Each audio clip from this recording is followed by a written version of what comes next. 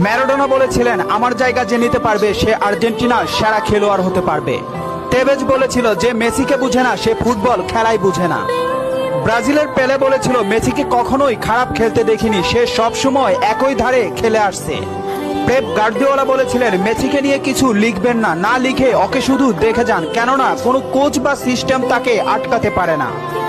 রাইকেট বলেছিলেন, মেসির গোল এক একটা শিল্পকলা, আবার বলেছিলেন মেসি মানে ফুটবলের ইতিহাস। ব্রাজিলের রোনালদো বলেছিলেন, মেসিকে অনেক বেশি কমফিট মনে হয়। ফিকো বলেছিলেন, মেসিকে দেখা মানে অর্গজমের পর অবিশ্বাস্য। জাভি বলেছিলেন, মেসি অন্যদের থেকে কতটা এগিয়ে এটা যারা বুঝে না তারা অন্ধ। ইনিয়েস্তা বলেছিলেন, মেসি যা পারে অন্যরা তা পারে না, বার্সেলোনা আর কখনোই আরেকটা মেসি পাবে না। ব্রাজিলের রোনালদিনহো বলেছিলেন, আমি একবার বিশ্ব সেরা হয়েছিলাম, কিন্তু তখনও বার্সার সেরা প্লেয়ার হতে পারিনি, কারণ তখন বার্সাতে ছিল মেসি। অরিপ বলেছিলেন, মেসিকে দেখলে সব সময় সতর্ক থাকতে হয়। ইব্রাহিম মুভিজ বলেছিলেন, মেসির বাঁ পায়ে যথেষ্ট